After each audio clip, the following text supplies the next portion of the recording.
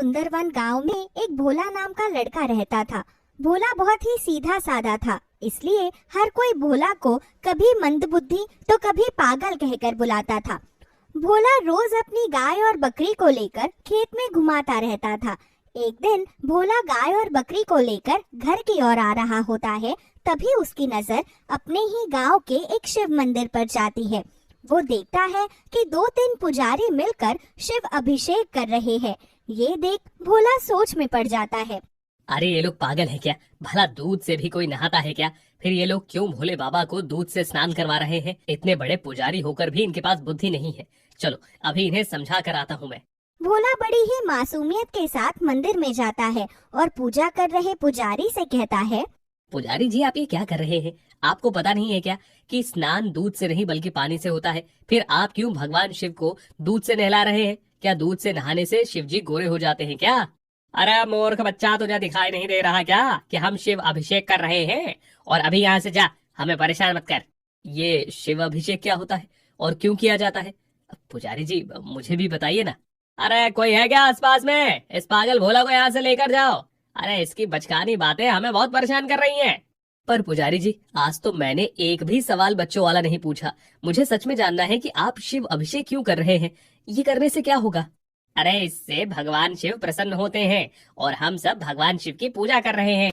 पर भगवान शिव को प्रसन्न करने से क्या होगा? वो तो भगवान है और वो तो हमेशा ही प्रसन्न रहते होंगे। हे भगवान! अरे ओ भोला, भगवान के लिए यहाँ से चला जा। तुझे दिखाई नहीं दे रहा कि हम पूजा कर रहे हैं?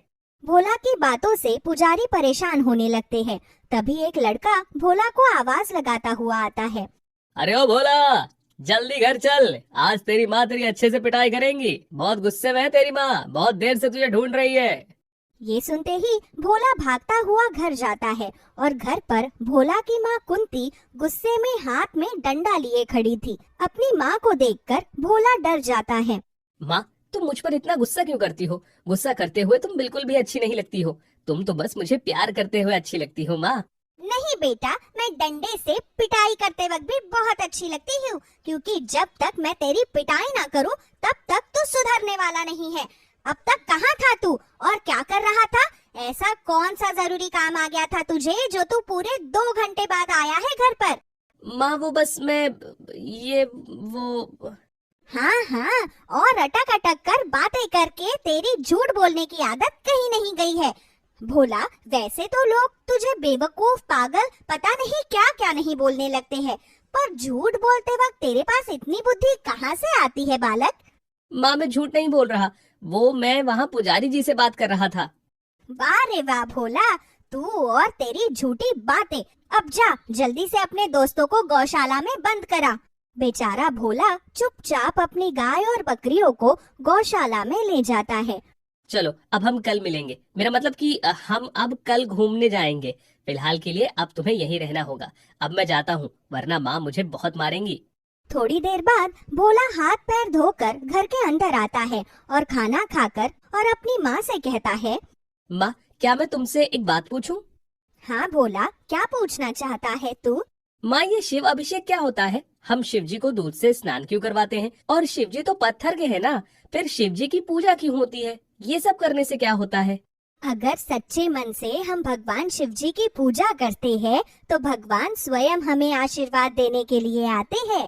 अच्छा, तो इसका मतलब ये है कि पुजारी जी भगवान शिव जी से मिलना चाहते थे, उनका आशीर्वाद पाना चाहते थे, इसीलिए वो सब लोग ये कर रहे थे। मैं सच में बुद्धू हूँ माँ। हाँ, इसमें कोई शक नहीं है बेटा, तू पूरा का पूरा बुद्धू है। और अब दोबारा पुजारी जी को परेशान करने के लिए मंदिर मत जाना, वरना मुझसे बुरा कोई नहीं होगा। अगली सुबह फिर से भोला अपनी गाय बकरी लेकर घर से निकल जाता है। थोड़ी देर बाद भोला फिर से मंदिर में जाता है, जहाँ वो देखता है कि मंदिर के पुजारी फिर से भगवान शिव जी को शिव अभिषेक करने में लगे हुए थे। तभी फिर से भोला मंदिर के पुजारी को परेशान करते हुए कहता है, पुजारी जी मेरी एक बात तो सुनिए। तो फिर यहाँ आ गया मंदबुद्धि कहीं के? तुझे दिखाई नहीं देता कि हम शिव जी का अभिषेक कर रहे हैं? तू क्यों हमें बार बार परेशान करने के लिए आ जाता है? अरे पुजारी जी, मुझे भी शिव जी का अभिषेक करना है। आप क्या चाहते हैं कि भगवान शिव जी सिर्फ और सिर्फ आपसे ही मिलने के लिए आए? अरे मैं भी तो उनका भक्त हूँ, मुझे भी तो उनसे मिलना है। तो आप मुझे भी अभिषेक करने दीजिए। बड़ा आया हमारे साथ शिव अभिषेक करने वाला। तेरे जैसे लोगों को मैं शिव जी की मूर्ति के आसपास भटकने भी नहीं देता। अरे भगवान तो सबके लिए होते हैं ना, फिर आप कौन होते हैं मुझे रोकने वाले? एक काम कर, अगर तुझे शिव जी से मिलना है तो नदी किनारे मिट्टी से भगवान शिव जी की मूर्त बनाकर उस मूर्त पर शिव जी का अभिषेक कर। देखना, भगवान शिव जी तुझसे मिलने जरूर आएंगे। और अगर भगवान शिव जी तुझसे मिलने नहीं आए तो इसका मतलब यही है कि वो तेरी भक्ति से प्रसन्न नहीं हुए हैं। ठीक है। भोला भाला भोला सीधा नदी किनारे जाता है और वो नदी किनारे अपने हाथों से मिट्टी खोदकर भगवान शिव जी की मूर्त बनाता है। आज तो मैं अपने भगवान शिव जी से मिलकर ही रहूंगा। भगवान शिव जी, जल्दी से मेरे इस बनाई हुई मूर्ति में प्रवेश कीजिए। मुझे आपसे मिलना है और आपका आशीर्वाद पाना है।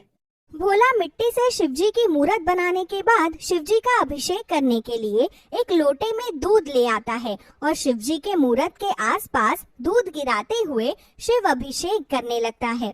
ओम नमः शिवाय, ओम नमः शिवाय, ओम नमः शिवाय, ओम नमः शिवाय। हे भोले बाबा, इस दूध को स्वीकार कीजिए। मुझे पता है कि आपको दूध बहुत पसंद है, तभी तो आपके सभी भक्त आपको दूध अर्पित करते हैं। भोला शिव जी को दूध अर्पित करता है, लेकिन वो सारा दूध बहते हुए नदी में चला जाता है। ये देखकर भोला परेशान हो जाता है। शिव जी, ये क्या, आपने तो दूध पिया ही नहीं। आपको दूध पसंद नहीं आया क्या? सारा का सारा दूध नदी में चला गया। अब आप जब तक दूध पीने नहीं आएंगे तब तक मैं यहाँ से कहीं नहीं जाऊंगा। आपको दूध पीने के लिए यहाँ पर आना ही पड़ेगा।